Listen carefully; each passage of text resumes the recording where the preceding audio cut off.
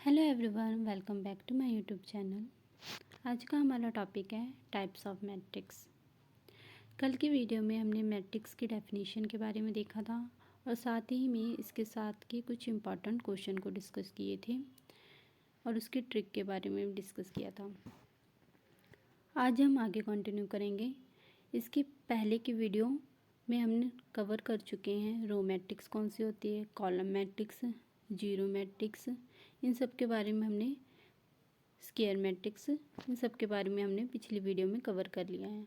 आज हम next continue करेंगे डायगोनल मैट्रिक्स। फर्स्ट हम देखेंगे diagonal matrix. Square matrix is called a diagonal matrix if each of its non diagonal element are zero. मतलब कोई भी स्क्वायर मैट्रिक्स है उसको हम डायगोनल मैट्रिक्स बोलेंगे अगर डायगोनल एलिमेंट के अलावा बाकी की एलिमेंट उसकी जीरो हों। जैसे कि एग्जांपल, हमने कोई ए मैट्रिक्स लिया है, यहाँ पर हमारे पास डायगोनल एलिमेंट कौन कौन से हैं, 1 4 6। इसी तरह नेक्स्ट मैट्रिक्स में 1 3 5 और नेक्स्ट में 2। ये हमारे डायगोनल एलिमेंट है। बाकी की जो वैल्यू हैं, बाकी की जो एलिमेंट्स हैं वो जीरो हैं, इसलिए ये कौन सी मैट्रिक्स है, ये डायगोनल मैट्रिक्स के एग्जांपल हैं। नेक्स्ट है स्केलर मैट्रिक्स। स्केलर मैट्रिक्स कौन सी होती है, diagonal element are all equal and remaining are zero is called a scalar matrix. मतलब ऐसी मैट्रिक्स जिसके डायगोनल एलिमेंट सिमिलर हो, मतलब सेम हो, और बाकी के एलिमेंट जीरो हों। जैसे कि एग्जांपल है, इसके डायगोनल एलिमेंट कौन है, 3, और बाकी के एलिमेंट जीरो हैं। ये हमारी स्केलर मैट्रिक्स के एग्जांपल हैं। AIG इक्वल टू जीरो होगा जहाँ पर I और J जो होगा वो नॉट इक्वल होगा। अगर हम A11 की बात करें तो 3 है, तो यहाँ पर क्या हो गया, I और J दोनों इक्वल हो गए। A22 की बात करें तो कौन सा एलिमेंट आएगा, 3।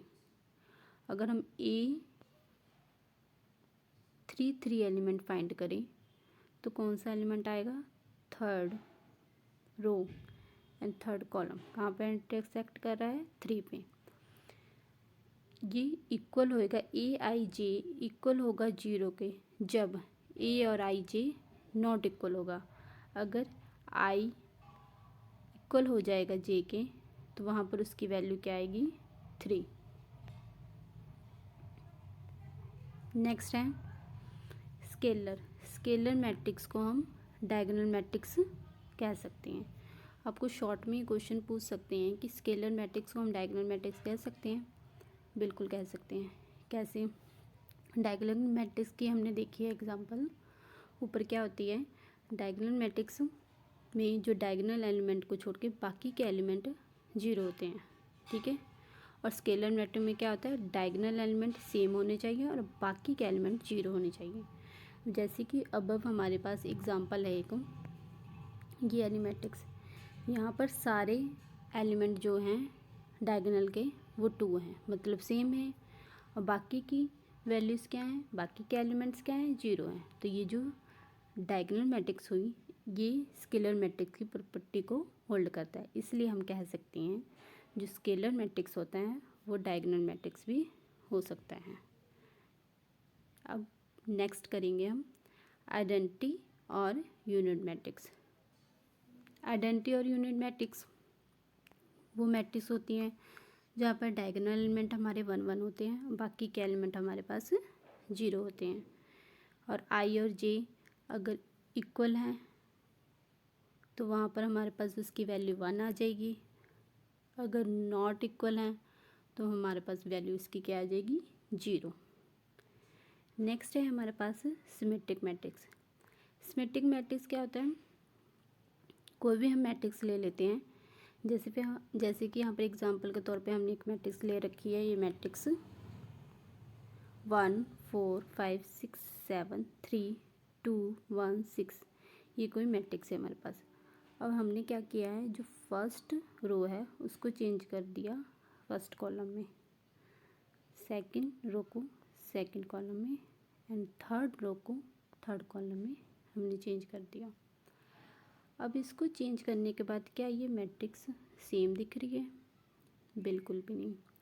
इसका ऑर्डर तो सेम है, ये भी 3x3 की मैट्रिक्स है और ये भी 3x3 की मैट्रिक्स है, बट जब हम एलिमेंट देखेंगे, फर्स्ट रो में कौन सा एलिमेंट आ रहा है?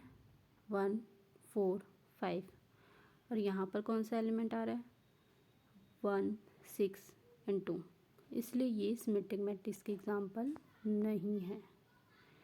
अगर हम नेक्स्ट देखें तो ये हमारे पास सिमेट्रिक मैट्रिक्स की एग्जांपल है। 1 4 5 ये फर्स्ट रो है, इसको हमने चेंज कर दिया फर्स्ट कॉलम में 1 4 5।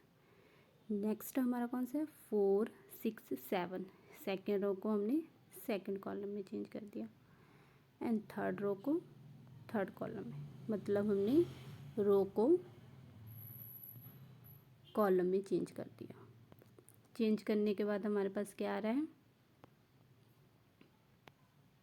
दोनों मैट्रिक्स सिमिलर दिख रही है। फर्स्ट रो में कौन सा एलिमेंट आ रहा है? 1 4 5, और इस मैट्रिक्स में भी 1 4 5। नेक्स्ट में 4 6 7, इसमें भी 4 6 7, इसलिए कौन सी मैट्रिक्स हुई? Symmetric matrix. नेक्स्ट हमारे पास आ जाता है ट्रायंगुलर मैट्रिक्स। ट्रायंगुलर मैट्रिक्स की हम दो टाइप्स में डिवाइड करते हैं। पहला होगा हमारा अपर ट्रायंगुलर मैट्रिक्स और सेकंड हो गया हमारा lower triangular matrix. Upper triangular matrix किसको कहते हैं? जैसे कि डेफिनेशन में लिखा है, a square matrix is said to be a upper triangular matrix if all the elements below the diagonal are 0। मतलब डायगोनल के नीचे वाले एलिमेंट अगर 0 होंगे तो वो हमारी कौन सी मैट्रिक्स होगी? Upper triangular. जैसे कि एग्जांपल में डायगोनल के नीचे हमारे जो एलिमेंट है वो 0 हैं, तो ये कौन सी एग्जांपल होगी हमारे पास? अपर ट्रायंगुलर मैट्रिक्स की। इसी तरह हमारे पास लोअर ट्रायंगुलर मैट्रिक्स होता है। अपर ट्रायंगुलर में हम डायगोनल के बिलो देखते हैं और लोअर ट्रायंगुलर मैट्रिक्स में हम डायगोनल के अबव देखते हैं। जैसे कि नेक्स्ट हमारा लोअर ट्रायंगुलर मैट्रिक्स है। इसके अबव के एलिमेंट अगर 0 होंगे तो वो कौन सी एग्जांपल हो जाएगी? लोअर ट्रायंगुलर मैट्रिक्स की। नेक्स्ट है हमारा सिंगुलर मैट्रिक्स।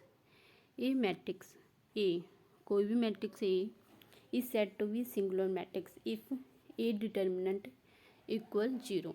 अगर उसका ए डिटर्मिनेंट 0 आ जाता है तो हम बोलेंगे वो मैट्रिक्स सिंगुलर मैट्रिक्स है, नहीं तो उसे हम क्या बोलेंगे? नॉन सिंगुलर मैट्रिक्स बोलेंगे। जैसे कि ए हमने कोई मैट्रिक्स ले ली, अगर हम इसका डिटर्मिनेंट निकालते हैं वो इक्वल आ गया 0 के, तो ये सिंगुलर मैट्रिक्स की एग्जांपल हो जाएगी। और नॉन सिंगुलर में सिंगुलर मैट्रिक्स का ऑपोजिट, अगर ये नॉट इक्वल आ गया तो वो कौन सी एग्जांपल हो जाएगी हमारे पास? नॉन सिंगुलर मैट्रिक्स की। नेक्स्ट हमारे पास एक इम्पॉर्टेंट प्रॉपर्टी है, कोई भी मैट्रिक्स ले लो, ए बी सी, कोई भी मैट्रिक्स अगर हम ले लें, अगर उसको हम मल्टीप्लाई करते हैं आइडेंटिटी के साथ, ए को अगर हम मल्टीप्लाई करें आई के साथ, आइडेंटिटी के साथ, या फिर आइडेंटिटी को मल्टीप्लाई करें ए के साथ, आंसर क्या आएगा हमारे पास? ए मैट्रिक्स। अगर यहाँ पर कोई बी मैट्रिक्स लेते हैं तो क्या आ जाता है हमारे पास? बी। नेक्स्ट है transpose of matrix. Transpose of matrix को हम कैसे डिनोट करते हैं? ए की पावर में टी या फिर ए की पावर में डैश लिखकर। जैसे कि हमारे पास कोई ए मैट्रिक्स है 2/3 की, रो को हमने कॉलम में चेंज कर दिया। जब भी किसी भी मैट्रिक्स का आपको ट्रांसपोज करने के लिए बोला जाए तो सिंपली बस रो को कॉलम में चेंज कर देना चाहिए, वो हमारा क्या आ जाता है? Transpose of matrix. इसी से रिलेटेड कुछ इंपॉर्टेंट प्रॉपर्टी है। प्रॉपर्टी नंबर 1, अगर कोई भी मैट्रिक्स ले लें जैसे ए मैट्रिक्स, अगर उसका ट्रांसपोज करें जैसे कि हमने ऊपर किया है, उसके बाद अगर फिर से उसका ट्रांसपोज करें तो वही मैट्रिक्स दोबारा आ जाती है। जैसे कि हमने यहाँ पर ए का ट्रांसपोज किया था, ये वाली मैट्रिक्स आई। अब इसका फिर से हम ट्रांसपोज करके देखते हैं क्या दोबारा से हमारे पास ए आता है या नहीं, चेक करते हैं। फर्स्ट रो को क्या करते हैं, फर्स्ट कॉलम में चेंज करते हैं, 1 2। सेकेंड रो कौन सी है, 6 और 3, इसको कॉलम में चेंज किया, 6 3। थर्ड रो को थर्ड कॉलम में 7 एंड 4। ये हमारा दोबारा से वही मैट्रिक्स बन गई है। इसका मतलब ये प्रॉपर्टी होल्ड करती है। ए का ट्रांसपोज करके अगर फिर से उसका ट्रांसपोज करेंगे तो हमारे पास कौन सी मैट्रिक्स, वही मैट्रिक्स दोबारा आ जाती है। इसी तरह हमारी बाकी की प्रॉपर्टी हैं। कोई भी ए मैट्रिक्स ले ली प्लस बी मैट्रिक्स, उन दोनों का एडिशन करने के बाद उसका ट्रांसपोज करके वो किसके इक्वल आएगा, कोई भी ए मैट्रिक्स का ट्रांसपोज उसी बी मैट्रिक्स का ट्रांसपोज उन दोनों का एडिशन के बराबर आएगा। सिमिलरली ये हमारी बाकी की प्रॉपर्टी होल्ड करती है। ए बी कोई मैट्रिक्स ले ली, उसको मल्टीप्लाई करके उसका ट्रांसपोज किया, वो किसके इक्वल आएगा, बी का ट्रांसपोज ए का ट्रांसपोज और उनका मल्टीप्लाई करके।